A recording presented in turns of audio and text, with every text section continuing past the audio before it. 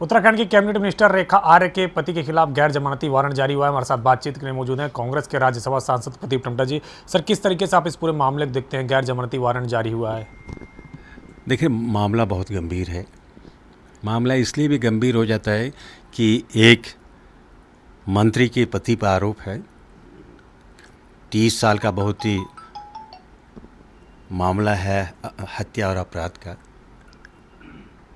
आज जाकर के न्यायालय के हस्तक्षेप के बाद गैर जमानती वारंट अपराधियों के खिलाफ जारी हुआ है और इनके ऊपर, जिस सज्जन के ऊपर ये वारंट जारी हुआ है, लगातार पिछले कई वर्षों से उत्तराखंड के अंदर भी ज़मीन हड़पने के मामले से तमाम तरह की आपराधिक कृत्यों में संलग्नता पाई गई है और कहा भी गया है लोगों को कि ये अपने राजनीतिक पहुंच का इस्तेमाल करके अपने धंधों को, अपने गैरकानूनी धंधों को जारी किए हुए हैं। ये भी कहा गया कि बरेली से अपने आपराधिक जीवन से मुक्ति के लिए इन्होंने उत्तराखंड में शरण स्थली ली है। तो ऐसे मामले में ये बहुत महत्वपूर्ण मामला हो जाता है। एक व्यक्ति जिसके खिलाफ वारंट जारी हो, बरेली पुलिस ने दबिश डाली है कि वो व्यक्ति वहाँ नहीं है, कहीं भगोड़ा है, अगर उसको उत्तराखंड में उसको शरण मिली हुई है और वो भी मंत्री के प्रभाव के इस्तेमाल करते हुए, तो मामला गंभीर बन जाता है। पूरे संपूर्ण मामले की जांच इसलिए भी ज़रूर हो जाती है उत्तराखंड में कि जिसका आपराधिक चरित्र आज उजागर है, क्या उत्तराखंड में भी तो क्या किसी इस तरह के आपराधिक मामलों में लिप्त नहीं है। और जांच इसलिए पूरी नहीं हो सकती अगर मामले में जब तक राजनीतिक संरक्षण जहां से प्राप्त हो रहा है वो क्या कहते हैं वो वापस न लिया जाए। तो मैं समझता हूँ गंभीर मामले को देखते हुए मुख्यमंत्री को हस्तक्षेप करना चाहिए और मंत्री से इस्तीफा मांग लेना चाहिए।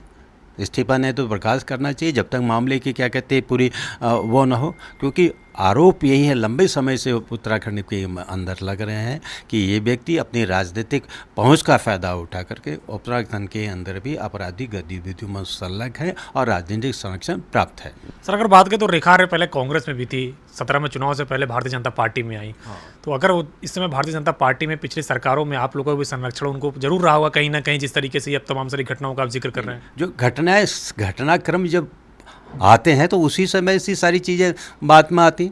तो जैसे ही इस आपराधिक गतिविधियों में आ रही तो उसके इंक्वायरी की उत्तराखंड में भी बात उठनी। बहुत से मामले हमारी सरकार ने भी दिए, लेकिन सवाल ये है कि आज ये बड़ा मामला सामने आकर है और इस मामले उत्तराखंड की मीडिया ने बहुत बड़े बार तरह के अलग अलग गतिविधियों से संलग्न होने के मामले संज्ञान में, जब मामला संज्ञान में किसी के आता है उसके बाद कार्रवाई की बात होती है। तो आज लोग एक सरकार के पदों में रहते हुए जब कोई मंत्री के पद में हो तो उसके प्रभाव का इस्तेमाल करके आप राजनीतिक आपराधिक गतिविधियों में शामिल हो, वो बड़ा गंभीर मामला। और इसलिए जब ये मामला इस संज्ञान में आया है, आरोप लगे हैं, तो क्या सरकार का दायित्व नहीं, मुख्यमंत्री का दायित्व को अपने आप को इस तस्वीर में शामिल करें कि हम इस राजनीतिक आपराधिक गतिविधियों में हमारा कोई लेना नहीं, हमारे मंत्री का कोई लेना नहीं। मंत्री को भी खुद इस बात पर समझना चाहिए कि मेरा उस पर कोई वो नहीं है। तो ये बड़ा गंभीर है। और भारतीय जनता पार्टी जो कहती है कि हम राजनीति में अपराधीकरण और का संरक्षण नहीं करते हैं, तो ये तो मामला दिख रहा है, राजनीति और अपराध या दोनों का घालमेल तो मामला यहाँ पर आ ही रहा है। क्या वो व्यक्ति आज उत्तराखंड में है? तो उत्तराखंड में है तो उत्तराखंड में किसके संरक्षण में है? क्या उत्तराखंड की पुलिस, उत्तर प्रदेश की पुलिस ने उत्तराखंड की संज्ञान में ये मामला लाया है? क्या उस व्यक्ति को उत्तराखंड की पुलिस गिरफ्तार करके उत्तर प्रदेश हवाले करने जा रही है? ये तमाम तरह के सवाल है, इससे मामला गंभीर बन जाता है और उस संदर्भ में राज्य की सरकार को इसी मद्देनज़र पर कार्रवाई करनी चाहिए। सर, एक सवाल और है, उत्तराखंड में कांग्रेस का मंथन चला है 5 तारीख तक। 3 दिनों के मंथन में क्या कुछ निकला है और आगे किस तरह से कार्यक्रम रहने वाला है?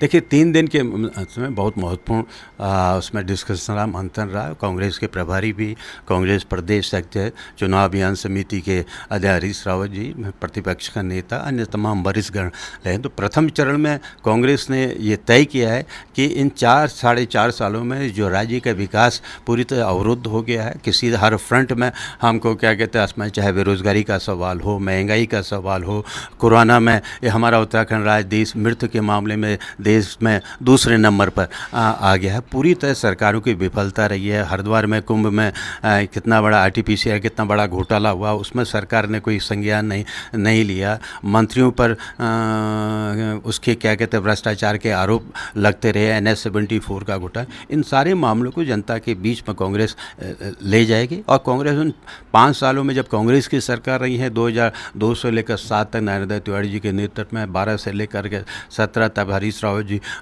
मुख्यमंत्री, उनमें दौरान जो विकास की योजनाएं चलाई गई थी जिसको इन सरकारों ने बीजेपी के सामने अवरुद्ध करते हैं, उन सवालों को अपने पॉजिटिव और इनके जो विफलताओं को लेकर के जनता के बीच में जाएगी। 4 चरणों में हमने परिवर्तन यात्रा का पहला कार्यक्रम बनाया है, जिसमें कि खटीमा जहां उत्तराखंड के लोगों ने उत्तराखंड राज्य के लिए शहादत दे करके एक नए उत्तराखंड की कल्पना की थी, वहां से ये यात्रा होने जा रही है। तो 4 चरणों में होगी। 2 चरणों हम तराई के क्षेत्र में, मैदानी क्षेत्र में करेंगे, 2 चरणों में पर्वतीय क्षेत्र में करेंगे, और उसके बाद अलग कार्यक्रम में विधानसभा वाइज, जिले वाइज उन तमाम मुद्दों को जनता के बीच में ले जाने का कार्यक्रम करेंगे। ये कार्यक्रम चरणबद्ध बने। पहले चरण में परिवर्तन यात्रा की खटीमा से शुरुआत हो रही है। सर, एक आखिरी सवाल है। संसद चल नहीं पा रहा है और सरकार विपक्ष पर आरोप लगा रही है। अब तक 150 करोड़ रुपए जनता के खाक हो चुके हैं और सदन में कार्यवाही नहीं हो पाई है। सरकार को अपने गिरेबान में झांकना चाहिए। भारतीय जनता पार्टी 3-4 महीने तक संसद को नहीं चलने देती है। संसद को चलाने का काम सरकारों का होता है। प्रतिपक्ष के ऊपर दायित्व दिया गया, जब सरकार विफल हो जाती है जनता के इशू को, तो सरकार का ध्यान आकर्षित करने के लिए प्रतिपक्ष को संसद पर उन चर्चाओं करना, और चर्चा ही संसद का काम है, और वो भी हम कर रहे हैं। 3 इशू है बहुत महत्वपूर्ण के सवाल पे। किसान अभी भी 6 महीने से ऊपर चुके हैं, दिल्ली की सीमाओं पर बैठे हुए हैं। 1 महीने से किसान संसद चला रहे हैं। कल राहुल जी के नेतृत्व में 50 विपक्षी सांसदों के प्रतिनिधियों ने उनके धरना में अपना समर्थन देने के लिए गए थे। महंगाई का मुद्दा है, लगातार पेट्रोल और डीजल प्रोडक्ट के दाम बढ़ रहे हैं लगातार। अब तो 100 की सीमा को भी क्रॉस कर चुका है। ये बीजेपी थी, जगह जगह एक दोनों थोड़े से 1 रुपये 50 पैसे या 25 पैसे बढ़ते थे तो इनके तमाम नेता लोग गले में या बैलगाड़ी में लेकर के संसद पर चले आते थे। तो उसी इश्यू को हम संसद के अंदर विचार का नोटिस दिया और 216 के विभिन्न नोटिस दिए। महंगाई के सवाल पर पैगासस का मामला है, जासूसी का मामला है, कि अब राजनेताओं से लेकर वो मानवाधिकार के लोग जो गरीबों के लिए, वंचितों के लिए, दलितों की, आदिवासियों की लड़ाई के अधिकारों की लड़ाई लड़ रहे हैं, आज सरकार के उनकी जासूसी कर रही है। आखिर ये सारे मुद्दे, तो हमने तो कहा इन सारे मुद्दों पर चर्चा कर दी जाए। सरकार चर्चा से भागना चाहती है, आरोप हम पर लगा रही है। हम तो दे ही रहे नोटिस। विपक्ष लोकसभा से लेकर राज्यसभा में विपक्ष के नोटिस चर्चा के हैं, विचार विमर्श के ही है। विचार विमर्श चर्चा में सच्चाई है। जनता अगर सरकार अपना पक्ष करे, लेकिन सरकार संसद की कार्रवाई को चलने नहीं दे रही है, किसी भी चर्चा के प्रस्ताव को स्वीकार नहीं करें और आरोप हमारे ऊपर लगा रही है। जब आप हमारी चर्चा के प्रस्तावों को स्वीकार नहीं करेंगे तो सदन में खड़े होकर के अपनी आवाज़ को उठाना, मुखर करना, यही तो देश के विधान ने, देश के संविधान ने हमको ये अधिकार दिया है। प्रतिपक्ष होने के नाते हम उसको कर रहे हैं, उस फर्ज को, उस कर्तव्य को अदा कर रहे हैं। शुक्रिया हमसे बातचीत करने। तो कांग्रेस के राज्यसभा सांसद प्रदीप टम्टा, जिनका कहना है कि रेखा आर्य के पति के ऊपर गंभीर आरोप लगे हैं और मुख्यमंत्री को इस मामले में दखल देना चाहिए और मंत्री पद से रेखा आर्य का इस्तीफा लेना चाहिए, नहीं तो उनको बर्खास्त करना चाहिए। कृष्ण कुलवंत के साथ अविनाश तिवारी, एबीपी गंगा, दिल्ली।